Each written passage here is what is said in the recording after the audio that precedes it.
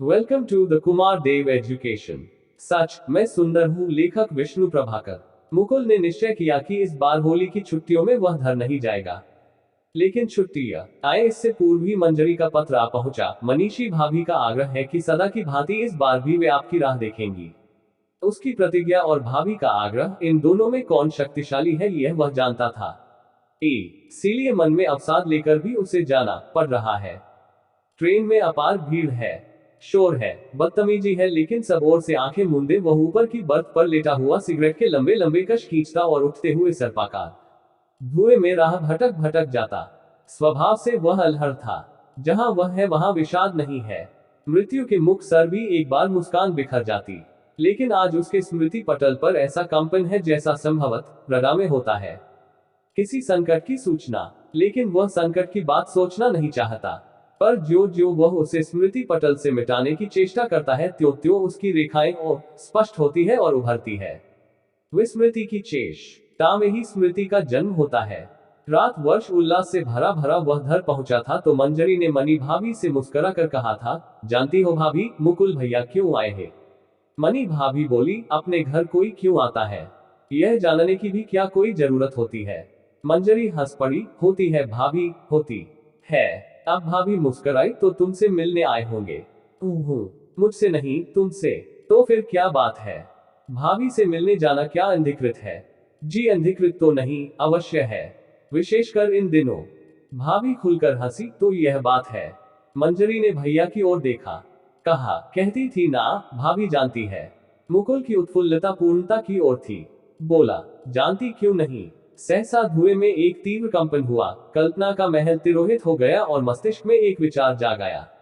न जाने किस शास्त्र ने भाभी के साथ होली खेलने का अधिकार दिया है। शायद यह परंपरा है और परंपरा की शक्ति विधि विधान धर्म और शास्त्र सबसे ऊपर होती है। न जाने कब किस देवर ने किस भाभी के साथ पहली बार होली खेली होगी। उसने एकाएक करवट बदली, फिर हंस आया। हूं न मूर्ख, इसमें खोज की क्या बात है? इस परंपरा के पीछे शाश्वत यौन आकर्षण है। सिगरेट का धुआं फिर नए मेघों का निर्माण कर रहा था और उनके पटल पर मंजरी कुछ गंभीर होकर कह रही थी, मुकुल भैया, हमारी भाभी इन बातों को पसंद नहीं करती। क्यों? क्यों क्या? देखा नहीं तुमने, कितनी सादी रहती हैं। कभी कभी तो डर लगता है। उस दिन हमारे घर आई थी, मैंने भोजन के लिए कहा तो आ बैठी। दाल में नमक ज्यादा था लेकिन वह बोली नहीं। मैं जानती थी। मैंने उनसे कहा तो हंस दी। बोली, यदि कभी कभी ज्यादा नमक न पड़े तो ठीक का पता कैसे लगे? मुकुल ने बड़ी तीव्रता से सिगरेट के कश खींचे। फिर गुदगुदा उठा, मैं सचमुच कभी कभी ओवरडोज की जरूरत होती है। वही जीवन का आनंद है। समता तो थका देने वाली होती है। धुएं के बादल गहरा उठे। उनके पीछे मनी भाभी की सलोनी आंखें उभर आई। उस दिन पूछा था, देवर जी आखिर होली क्यों खेली जाती है? और तब मुकुल ने अपना संचित ज्ञान कोश जैसे भाभी के चरणों में उंडेल दिया था। सारे इतिहास का रत्ती रत्ती वर्णन उसने रस विभोर होकर किया था और उस तमाम समय भाभी अचरज से मुस्कुराती उसकी ओर देखती रही। मुकुल बोला, सच तो यह है भाभी, यह प्रकृति का त्योहार है। प्रकृति हंसती है, मधुर ऋतु मुस्काती है, किसान उन्मत्त हो उठता है। हम हंसते हैं। हंसना ही तो जीवन है। वर्ष भर जीवन का विषमताओं में हम डूबे रहते हैं। एक दिन मुक्त होकर खूब हंसे, ऐसा सोचकर ही किसी दूरदर्शी पुरातन पुरुष ने इस त्योहार का आविष्कार किया था। हाँ लाला, वर्ष भर रोकर एक दिन हंसना, या एक दिन हंसकर वर्ष भर रोना, सौदा काफी महंगा है ना देवर जी? भाभी, झूठ कहती हूँ मैं। हंसना रोना क्या कभी एक साथ होता है? जब एक रोता है तभी दूसरे को हंसी आ जाती है। नहीं भाभी, आज के दिन कोई नहीं रोता, सभी हंसते हैं। सहसा वह उठ बैठा, दृष्टि नीचे की ओर गई। पाया अधिकांश यात्री उग रहे हैं, कुछ पढ़ भी रहे हैं, कुछ दीवार से सटे खड़े हैं, और गाड़ी है कि अपनी से चली जा रही है, निर्मुक्त निर्द्वंद्व। सोचा सभी हंसते हैं। सचमुच क्या सभी हंसते हैं? आज भी चारों ओर रोना ही कुछ अधिक है। भूख, अभाव, आत्महत्याएं, पुलिस, जेल, सभी कुछ पूर्ववत है, लेकिन फिर भी हंसने वाले हंसते हैं। लेकिन जिनके प्रिय बिछुड़ गए हैं वे भी क्या हंस सकते हैं? उनके लिए रोना ही सत्य है। वे रोएंगे तभी तो हंसने वाले हंसेंगे। कैसी विडंबना है, कैसा चक्रव्यूह है। हंसना रोना, रोना हंसना। सहसा भाभी की एक और बात याद आ जाती है। देवर जी, हंसना और रोना क्या यही जीवन के मूल तत्व है? तो आत्मसमर्पण। भाभी, पल के उस सहस्रवें भाग में कहकर भाभी लजा आए और मुकुल हो उठा आत्मविभोर। प्रेम की सिहरन जैसे उसकी शिराओं में उमड़ आए। भाभी मुस्कराई, बोली, किसी के होना चाहते हो? किसका?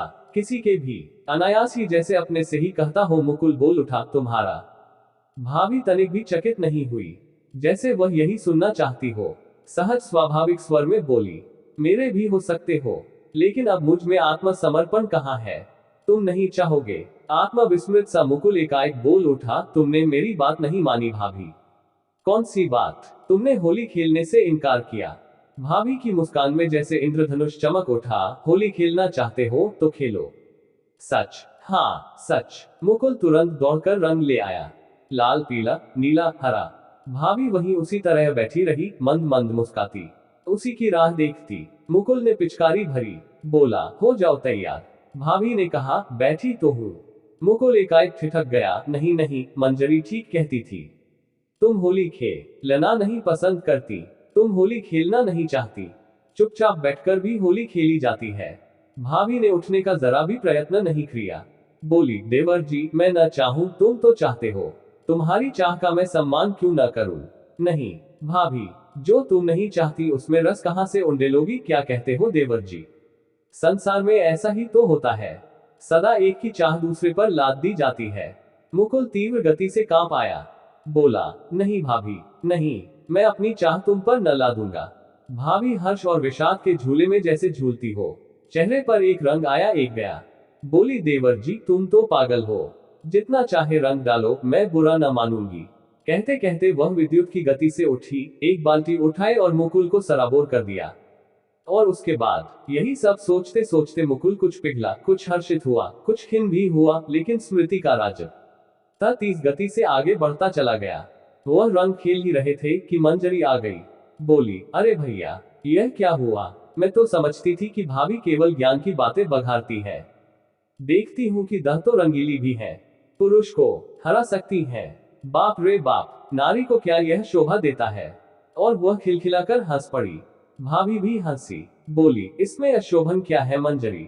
पुरुष ने सदा नारी के संग होली ही खेली है, और किसी योग्य तो वह उसे मानता नहीं।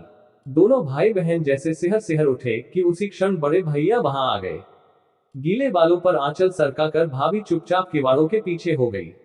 एक क्षण कोई कुछ नहीं बोला, फिर मंजरी जैसे बरबस हंसी, बोली, भैया। आज भाभी ने मुकुल भैया की खूब परीक्षा ली, पहले तो उपदेश दिया, फिर यह दुर्गति कर दी। भैया हंस आए, बोले, मंजरी, जीत मुकुल की ही हुई है। उसने अपनी भाभी को होली खेलने के लिए विवश कर दिया, मैं नहीं कर सका। मुकुल ने सहसा अपने ममेरे भैया की ओर देखा। वह अत्यंत कुरूप थे और हंसी उस कुरूपता को और भी उजागर कर देती थी। वह कुछ नहीं बोल सका, केवल संध्या को जब भाभी को प्रणाम करने आया तो कहा, परीक्षा समीप है, अब जा रहा हूँ। भाभी सकपकाए, अभी इतनी जल्दी? हाँ भाभी। भाभी ने एक दीर्घ निश्वास खींचकर केवल इतना ही कहा, अच्छा देवर जी, जीवन में सफल हो यही मैं चाहती हूँ। उसने सिगरेट का आखिरी कश खींचा और बचे हुए टुकड़े को आराम से डिब्बे में एक हुक में रख दिया। फिर गाल हथेली पर टिका, सामने निगाह जमा दी। सोचने लगा उस पत्र की बात जो अगले ही दिन भाभी ने लिखा था। क्षण कितना प्रबल है, यह मैंने उस दिन जाना। सोचती हूँ कि इसमें जो शक्ति है, जो उद्दाम उद्वेग है, वह वर्षों की घुटन का परिणाम है। जिस बात की हम कभी कल्पना भी नहीं कर सकते, कह अनायास ही हो जाती है। कल का उन दभी क्षणजीवी नहीं था, न जाने कब से मेरे अंतर में रमता जा रहा था। मानूंगी कि मैं प्यासी हूँ, चेतन रहते कभी इस पर नहीं सोची। सोचना वर्जित जो था। तुम्हारे भैया जैसे हैं, मेरे पति है, देवता है। लेकिन देवर जी, नारी को क्या पति और देवता की ही आवश्यकता होती है? वे पूजा के पात्र हो सकते हैं, लेकिन प्यार के नहीं। और नारी चाहती है प्यार, रस, उन्माद, किसी का होने या किसी को अपना बनाने की साथ। यह साथ नारी को सधवा बनाती है, अन्यथा वह चिरविधवा है। मुकुल फुसफुसा उठा, न जाने ऐसी कितनी चिरविधवाएं इस देश में भरी पड़ी है। क्या इन्हीं के अंतर से निकले अभिशापों से ही दास्तां की श्रृंखला का निर्माण नहीं हुआ? सोचते सोचते अंतर में भाभी के लिए अगाध सहानुभूति उमड़ भाई, लेकिन वह फिर घर नहीं जा सका। छुट्टियों में मसूरी चला गया, लेकिन वहां पहुंचने पर भी भाभी क्या उसे मुक्ति दे सकी? वह अंतर्मुखी हो चला। चिंतन ने उसकी वाणी को अवरुद्ध कर दिया। मित्रों ने कहा यह प्रेम का रूप है। प्रोफेसर बोले यह सनक है। लेकिन भाभी ने भी स्वयं फिर उसे कोई पत्र नहीं लिखा। मंजरी के पत्रों में भी उनकी बहुत कम चर्चा रहती थी। उसके चारों ओर जैसे एक घुटन घिरती जा रही हो और उसे कोई राह नहीं दिखाई दे रही हो। तभी सहसा देश एक भयंकर भूकंप से हिलाया। हिमालय के उस पार के पड़ोसी चिरकाल के मित्र ने उसकी पीठ में छुरा भोंक दिया। युगों से दबी हुई उसकी रक्त की प्यास मानो जाग उठी और चिरशाश्वत श्वेत हिम लज्जा से रक्तिम हो आया। इतना बड़ा मित्रघात निकट विगत में हिटलर की ही याद आती है। मुकुल ने सोचा शायद यह भी होली है। रंग इसमें भी है और अमिट है। होली खेलना मानव का स्वभाव है। पुरुष नारी के संग होली खेलता है, धनी निर्धन के साथ। ज्ञानी मूर्ख का उपहास उड़ाता है, बलि निर्बल का रक्त पीता है। यह सहज है, शाश्वत है। तभी अचानक मंजरी का पत्र आ पहुंचा। लिखा था, तुमने सुना, भैया सेना में भर्ती होकर नेफा चले गए हैं। मुकुल को सहसा विश्वास नहीं आया।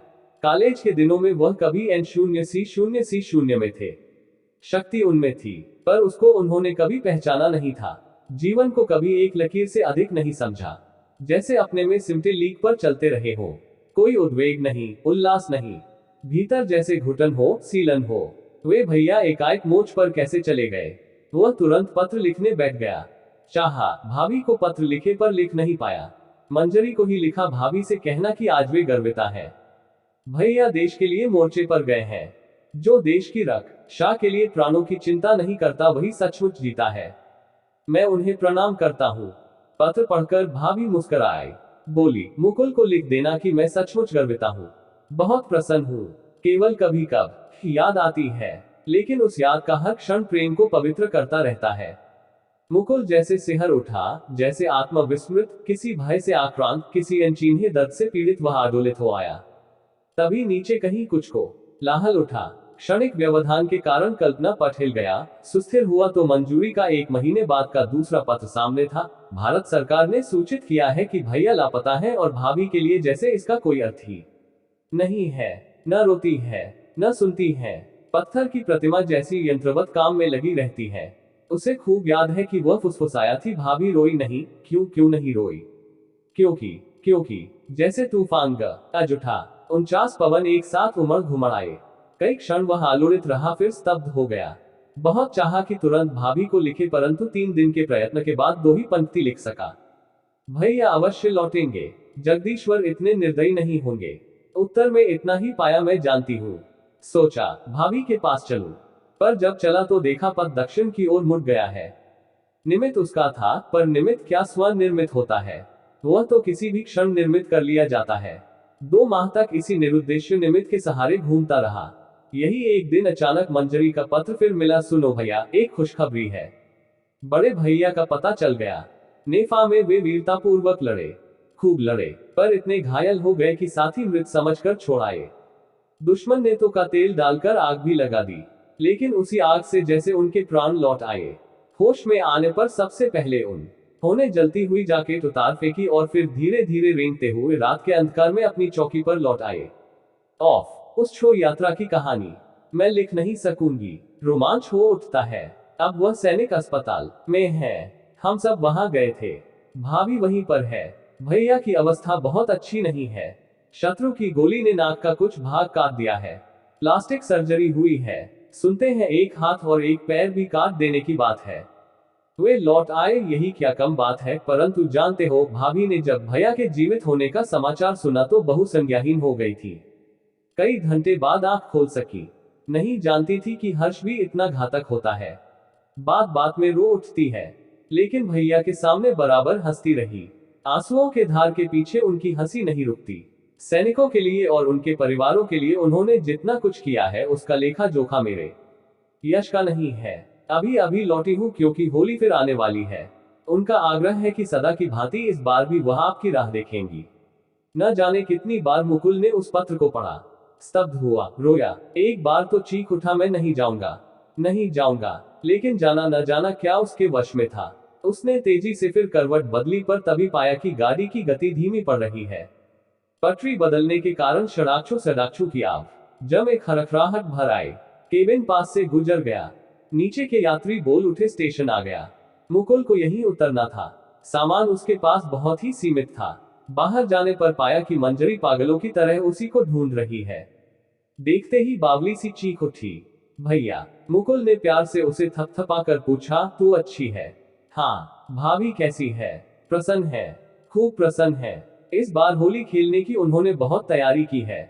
नाना प्रकार के रंग, केसर का लेप, स्वादिष्ट मिठाइयाँ। मुकुल बोल उठा, क्या कह रही है तू? मंजरी ठीक ही कह रही थी। जब वह भाभी के पास पहुंचा तो सहसा पहचान न पाया। शरीर पर धवल उज्जवल साड़ी, मुख पर रहस्यमयी मुस्कान, आंखों में तरल चंबलता। मुकुल को देखा तो मानो कमल खिलाया। बोली, जानती थी इस बार अवश्य आओगे। मुकुल ने मुस्कराना चाहा पर मुस्करा नहीं सका।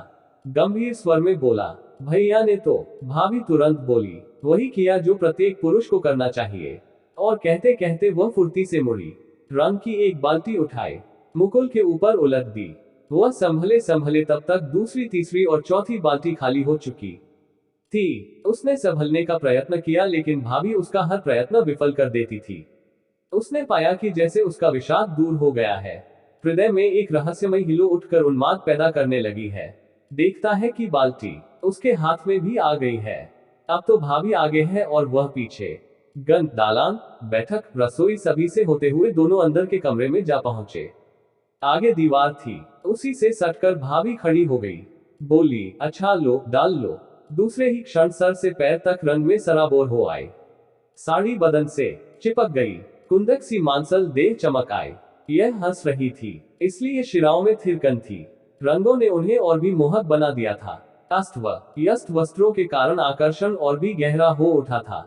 मुकुल सस्मित पुकार उठा, भाभी। उद्धरण, बस लाला जी, और रंग नहीं डालोगे? भाभी विद्युत की गति से आगे उनके दोनों कंधों पर अपने हाथ रख दिए। फुसफुसाया, भाभी। भाभी तनिक भी नहीं झिझकी, मुक्त मन बोली, कहो देवर जी। तुम इतनी सुंदर हो, सच। मेरी आंखों में झांको। ओह, तुम कवि हो। भाभी मुस्कुराई, सहज सरल भाव से उसके दोनों हाथ हटा दिए। बोली, सच कहते हो, मैं सुंदर हूँ। मैं तो समझी थी कि मैंने अपने आप को उनकी याद में मिटा दिया है। लेकिन देवर जी, तुमने मेरी भ्रम दूर कर दिया। धन्यवाद। कहते कहते भाभी का वक्ष उभरा, नेत्र दी पथ हुए। हर्ष ने जैसे नववधू को जकड़ लिया हो और मुकुल थरथर कंपित अपलक पृथ्वी पर दृष्टि गड़ाए वहीं का वहीं स्थिर हो गया कि पृथ्वी फटे और वह उसमें समा जाए। लेकिन यह क्या, यह कैसा स्वर? भाभी को क्या हो गया? भाभी सिसक रही है, सिसके जा रही है, और मुकुल स्तब्ध है। समूचा विश्व स्तब्ध है। Thank for watching. Like, share, subscribe.